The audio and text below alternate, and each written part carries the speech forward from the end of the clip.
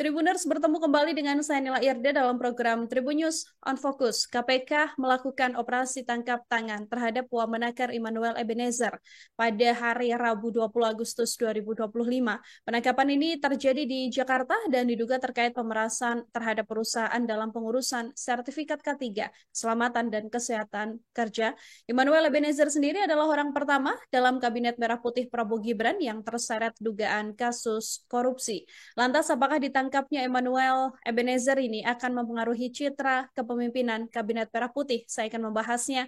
Sudah tersambung melalui sambungan Zoom dalam Tribun News on Focus kali ini ada pengamat politik dari Citra Institute, ada Bang Efriza di sana. Bang Efriza, terima kasih banyak menyempatkan waktunya untuk berdiskusi. Kabar baik ya, Bang Efriza ya? Alhamdulillah kabarnya baik, Mbak. Ya, kita membahas soal satu isu yang sekarang sedang hangat diperbincangkan adalah orang pertama dalam kabinet Prabowo Gibran yang di OTT oleh KPK. Bang Efriza ini adalah Wamenakar Immanuel Ebenezer. Mungkin Bang Efriza juga bisa memberikan sedikit pengantar. Cukup mengejutkankah penangkapan ini atau seperti apa? Karena kita kan lihat KPK tidak main-main lagi. Yang disasar adalah wakil menteri di lingkaran kabinet, Bang. Iya, terima kasih Mbak Nila Irda dan terima kasih untuk Tribun Non Fokus. Jadi kalau berbicara saat ini tentu saja momennya kita masih hari kemerdekaan 80 tahun Indonesia merdeka dan statement hari ini dinyatakan oleh pemerintah bahwa yang pertama korupsi di Indonesia masuk stadium 4 dan itu luar biasa, kronis sekali. Dan yang kedua, kasus Ebenezer ini yang ingin sebagai pendahulu atau pengantar ini adalah tantangan bagi Pak Prabowo sebagai presiden. Pertama, tantangannya adalah bagaimana ia membuktikan dirinya, komitmennya, konsistensi perilaku dan bicaranya. Ia menyatakan di berbagai forum, yang pertama adalah forum dalam hal ini ketika di Partai Golkar di bulan November, sebelumnya juga ada di bulan Juni, dan sebelumnya juga Desember, dan yang terbaru adalah tepatnya di saat ini atau di Agustus. Apa yang dinyatakan oleh Pak Prabowo? Ia menyatakan ia akan memproses utamanya.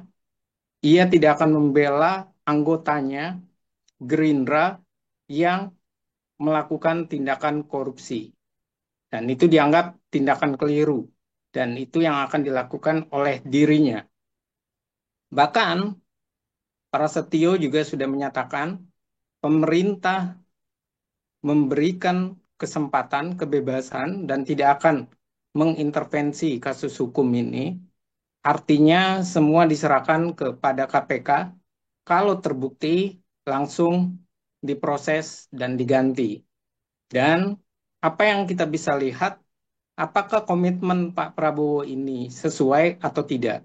Karena kita melihat kemarin ada kasus gonjang-ganjing abolisi, amnesti, kemudian remisi terhadap Setia Novanto, dan ini artinya ada permasalahan-permasalahan di publik yang menjelaskan bahwa Presiden Prabowo satu sisi memang tidak ingin terlibat politik balas dendam eranya Jokowi, tapi sisi yang lain ada kekhawatiran dalam hal ini KPK, dalam hal ini anti rusuh dan dalam hal ini menyelesaikan persoalan korupsi. Karena itu tantangannya. Tapi buat KPK, saya akui, saya mengapresiasi dan efektivitas independensi dari KPK ini benar-benar luar biasa. Mereka ketika terjadi abolisi, amnesti, masih melakukan operasi tangkap tangan dan jangan lupakan, ini kadernya Gerindra. Dan sudah waktunya Prabowo menunjukkan Gerindra itu bersih. Hmm. Artinya kalau kita bisa melihat penangkapan Emmanuel Ebenezer ini, Bang Efriza, sekaligus bisa menjadi salah satu penguat bahwa era Prabowo ini benar-benar tidak akan pandang bulu, siapapun yang memang terlibat dugaan korupsi juga akan langsung ditindak. Iya, ini akan menjadi sebuah batu uji. Dan ini akan menjadi konsistensi Pak Prabowo itu ditantang. Apakah ia benar-benar akan tidak melakukan intervensi dan sangat konyol, sekali lagi sangat konyol dan lucu, jika ternyata KPK sudah operasi tangkap tangan, ternyata Immanuel dibebaskan tanpa ada terkait dengan kasus yang tadi K3 karena 1 kali 24 jam. Dan kalau itu terjadi, bisa jadi sentimen masyarakat, sentimen publik, dan amarah publik itu bisa jadi memuncak. Karena hari ini juga publik sedang kesal efisiensi anggaran, di sisi yang lain terjadi kenaikan gaji, dalam hal ini bukan gaji ya, rumah anggota dewan. Jadi take home pay-nya itu luar biasa besar anggota dewan. Dan di sisi yang lain ternyata korupsi. Dan apalagi kalau kita melihat yang namanya wamen itu rata-rata menjadi komisaris. Artinya apa? Noel ini sudah merusak dua sekaligus. Pertama adalah dalam hal ini kinerja dia sebagai wamen, yang kedua kinerja dia sebagai komisaris. Dan ini menunjukkan bahwa rangkap jabatan itu tidak baik dan menunjukkan inilah yang terjadi. Ketika satu orang merangkap dua jabatan, ia terkena kasus korupsi di satu kantornya, malah yang kena itu dua lembaga sekaligus, yaitu Kemenakernya sekaligus dia sebagai komisaris BUMN-nya. Dan ini catatan tersendiri, Mbak. Hmm.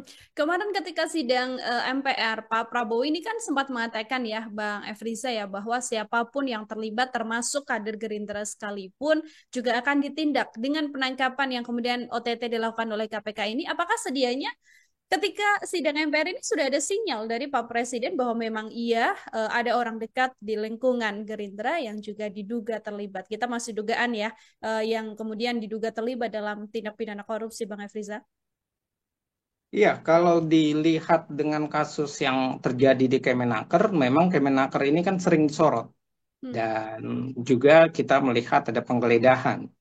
Namun semua itu kan kasus-kasus tempo lalu. Cuma kasus pemerasan ini sangat tinggi memang terjadi di Kemenaker. Dan apa yang dilakukan oleh Pak Prabowo menindak dan pidatonya, ini bisa jadi kalau seandainya praduga positif, bisa jadi itu sinyal bahwa KPK mungkin saja sudah terlihat kasak kusuknya kemudian diketahui oleh Pak Presiden karena Pak Presiden tentu saja informasinya besar dan dia sangat mudah mendapatkan informasi tersebut. Tapi kalaupun seandainya itu benar-benar tidak ada pengetahuan dari pemerintahan pun ini luar biasa. Luar biasa bahwa Pak Presiden menyampaikan janjinya, menyampaikan sebuah niat tulisnya, karena di balik janji memberantas korupsi itu adalah dia menyatakan dia ingin memberikan sumbangsih dan memberikan warisan terbaik atau legasinya untuk masyarakat terkait dengan kesejahteraan masyarakat. Dan ini adalah suatu komitmen yang luar biasa. Dan ini kasus Noel ini harus menjadi pintu masuk dari berbagai hal. Yang pertama, menguatkan KPK, memberikan kepercayaan kembali kepada KPK, dan yang ketiga harus ada efek jerah. Dan buat saya, Pak Prabowo semestinya tidak perlu lagi menunggu 1 kali 24 jam. Langsung saja reshuffle kabinet. Karena bagaimanapun reshuffle itu bukti bahwa Pak Prabowo tidak main-main, bahwa ia akan menindak. Apalagi ini kader dari Gerindra. Jadi dipertanyakan kalau beliau terlalu berlarut-larut. Apakah berlarut-larut ini karena kader Gerindra atau cuma asas praduga tak bersalah? Tapi Pak Presiden juga harus memberikan jaminan tidak adanya intervensi dari penguasa. Karena yang dikhawatirkan adalah 1 kali 24 jam ternyata Noel itu lolos. Tidak ada masalah, tidak ditemukan permasalahan terhadap dia, kesalahan dirinya. Walaupun ada asas praduga tak bersalah, tapi dengan operasi tangkap tangan biasanya memang sudah jelas statusnya bisa naik sebagai tersangka. Dan kalau berubah, sudah pasti memantul opini publik bahwa ada permainan di balik dagelan ditangkapnya Noel. Bisa jadi itu headline highlights-nya, Mbak. Mhm.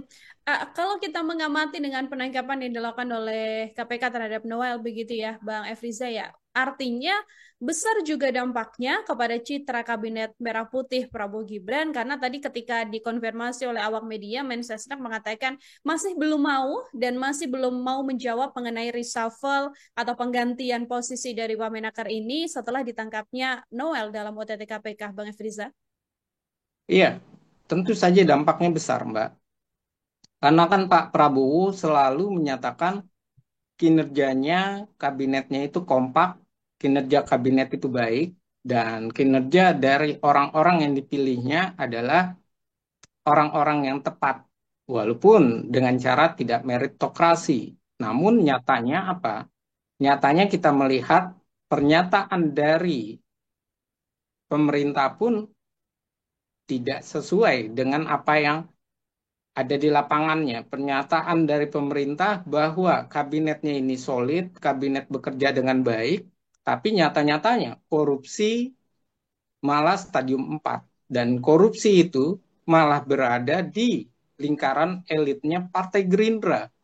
Dan sisi yang lain, Noel ini suka tidak suka adalah relawan yang sangat besar pengaruhnya dari era Jokowi, kemudian dia sangat pragmatis, dia masuk ke Ganjar, baru masuk kepada Prabowo, kemudian dia masuk mendaftarkan sebagai caleg. Dan pragmatismenya dirinya ini harusnya sudah bisa dibaca oleh Pak Prabowo sebagai presiden bahwa bukan hanya Noel, kejadian-kejadian ini bisa jadi semakin tinggi. Apalagi Noel ini penuh dengan kontroversi. Dan bisa jadi kasus Noel ini adalah suatu hal yang sangat diinginkan oleh publik bahwa apa yang dinyatakan oleh Noel saat merespon kabur aja dulu ketika ia malah melakukan sebuah pernyataan yang kontradiksi atau pernyataan yang meresahkan masyarakat, malah menyakiti masyarakat, dan sekarang ternyata ia benar-benar tidak bisa bekerja dengan baik dan malah tersandra dengan kasus korupsi yang terkait dengan sertifikasi K3, walaupun kita belum mengetahui dalam hal ini 1 kali 24 jam hasilnya. Tapi dari 10 orang yang tertangkap tangan dari sitaan dan dari proses yang biasa kita lihat dan saksikan, biasanya orang yang tertangkap tangan itu sudah pasti naik jadi tersangka. Itu pola umum yang sering terjadi. Mhm. Oke, Bang Efriza tadi menyoal bagaimana latar belakang dari Noel atau Immanuel Ebenezer begitu ya. Ini kan cukup dinamis juga secara politik. Pernah mendukung Pak Jokowi, kemudian menjadi ketua Prabowo Mania dan mendukung Pak Prabowo di Pilpres kemarin. Apakah ini juga menandakan bahwa figur relawan yang bertransformasi menjadi pejabat ini menandakan ada resiko penempatan orang politik non teknokrat begitu ya di kabinet karena pasti erat kaitannya dikait-kaitkan dengan balas budi ketika membantu memenangkan presiden menduduki jabatan orang nomor satu di tanah air. Iya, harus diakui bahwa relawan ini bahasanya adalah menteri dan wamen yang bisa dikatakan giveaway. Dan itu yang hadir. Seperti Budi Ari, kemudian Noel. Dan kita tahu bahwa relawan ini memang umumnya diberikan kursi komisaris. Tapi ternyata di era Pak Jokowi, relawan ini mendapatkan tempat yang luar biasa berpengaruh. Sampai-sampai mereka diberikan kursi menteri dan wakil menteri. Dan relawan ini pada dasarnya adalah orang-orang yang saya rasa mereka benar-benar bukan lagi tanpa pamrih. Mereka benar-benar mengejar pamrih. Dan Noel ini kalau kita melihat perjalanannya sangat pragmatis. Ketika ia tidak lagi mendapatkan komisaris, ia kemudian sempat melakukan serangan terhadap Pak Jokowi. Tapi ketika dirangkul kembali, ia kemudian mencoba mendukung Ganjar. Namun di sisi yang lain saat itu terjadi kontroversi dengan PDI Perjuangan dan kemudian dirangkul kembali oleh Pak Jokowi dan Noel kemudian berlabuh kepada Prabowo. Begitu juga dengan Budi Ari. Dan kalau kita melihat Budi Ari juga pernyataan terbarunya adalah ia siap masuk Gerindra. Jadi saya rasa relawan-relawan ini adalah sebuah simalakama buat Gerindra. Satu sisi bukan kader militan, sisi yang lain mereka terjebak dengan dirinya yang pragmatis yang bermasalah.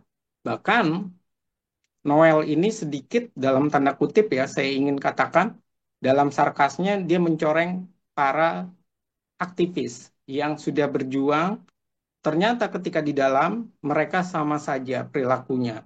Mereka melakukan gaya-gaya yang pada umumnya yaitu korupsi dan mereka melakukan pemerasan pula. Dan ini adalah gambaran nyata dan saya khawatir adalah karena KPK terlalu berani menyerang Noel dan dekat dengan Jokowi maupun Pak Prabowo, yang dikhawatirkan adalah jangan sampai pimpinan KPK ini malah diserang balik. Kita melihat waktu itu ada cicak dan buaya, dan bagaimana saat menteri di era Jokowi terkena, dan begitu juga KPK-nya, ketua KPK bermasalah, dan ini jangan sampai terjadi lagi. Akhirnya politiknya saling sandra antara KPK yang ingin menyelesaikan permasalahan korupsi, tapi ternyata ketika sampai ke eksekutif, malah KPK-nya lah yang dibongkar bobroknya.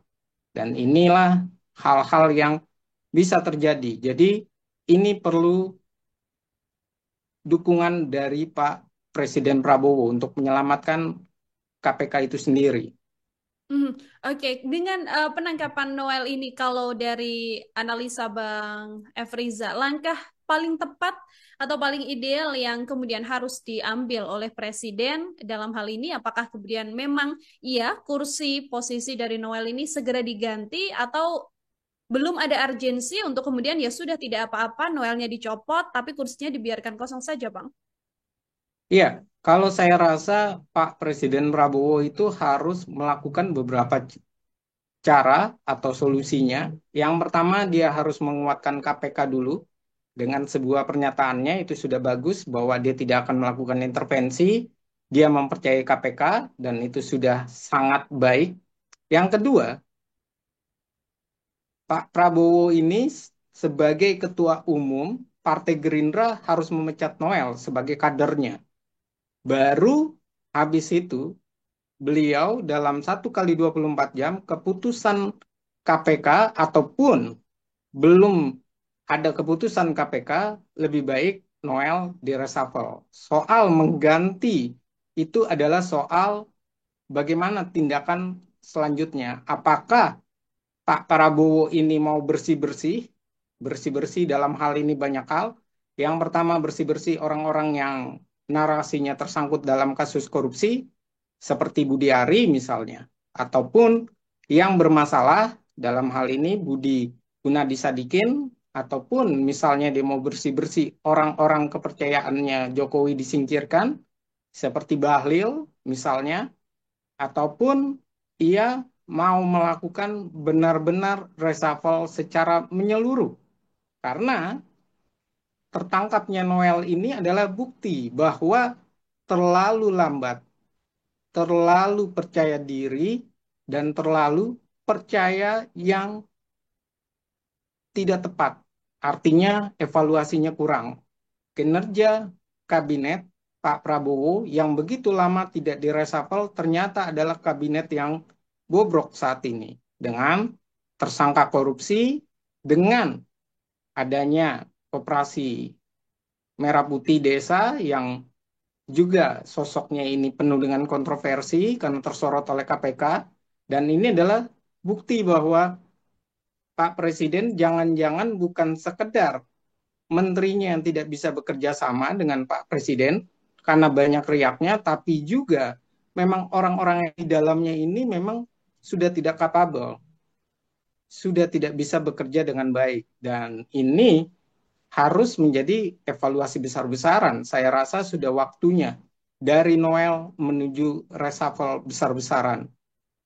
Oke, dari penangkapan Noel ini bisa menuju ke reshuffle besar-besaran untuk kemudian bisa menjadikan integritas para pejabat di lingkungan RI 1 juga tetap terjaga ya, Bang Efriza ya. Terakhir dari saya, Bang Efriza, ini kan kalau secara politis mungkin di satu sisi penangkapan dari Noel ini membuka satu jalan, begitu kan? Ada satu kursi kosong di kabinet yang benar-benar terbuka. Apakah secara politik ini juga bisa memberikan kesempatan bagi partai lain, mungkin partai yang masih di luar kabinet, misalnya bisa saya sebutkan PDIP, begitu kan, untuk bisa mengisi satu kursi ini. Hitung-hitungannya apakah ini juga sangat memungkinkan, Bang? Ya, kalau bicara memungkinkan, tentu saja Pak Prabowo itu sering berstatement ia tidak mau melihat latarnya dari apakah sukunya, partainya. Yang penting berintegritas, bekerja dengan baik, dan berkualitas tentu saja. Nah, pertanyaannya adalah, dalam hal ini, Noel ini bukan relawan lagi. Hmm. Noel ini bukan non-partai, tapi dari Partai Gerindra. Pertanyaannya, apakah Pak Prabowo ini masih menghitung-hitung bagian-bagian, jumlah-jumlah dari komposisi wamen, menteri, maupun komisaris, atau ia lebih berpikir bahwa yang penting adalah yang terbaik? Kalau memang yang terbaik, yang penting, maka ia bisa memajukan dari calon profesional. Yang kedua, kalau mau memajukan PDI Perjuangan, tentu ini perdebatannya bukan soal mengganti Noel, tapi komposisinya. Nasdem ini belum dapat. Sedangkan PDI Perjuangan sudah mendapatkan banyak hal, dari mulai abolisi, kemudian amnesti, dari mulai amnesti, kemudian ia juga mendapatkan kursi dari Jagung ke Jagung maupun dari Budi Gunawan. Lalu bagaimana dengan Nasdem? Ini kan tentu ada suatu hal yang menarik hitung-hitungannya. Dan bukan hanya memasukkan PDI Perjuangan, tapi resistensi dengan yang lain ini begitu kuat. Begitu juga dengan resistensi dengan Pak Jokowi. Saya rasa sudah waktunya koalisi Merah Putih ini benar-benar ditata kembali. Kalau mau memajukan PDI Perjuangan, langsung dibagi porsinya, di benar-benar di obesitas ini diperkecil, malah dirampingkan kalau bisa untuk kursi menteri, wamen, bahkan kalau perlu Pak Presiden Prabowo ini mengikuti dari keputusan MK bahwa wamen itu harus lepas jabatan komisaris, jangan didobel. Karena apa? Ternyata asumsi Pak Prabowo itu tidak terbukti. Apa asumsinya? Pak Prabowo menyatakan dengan gaji yang kecil, orang berpotensi korupsi. Ternyata tidak.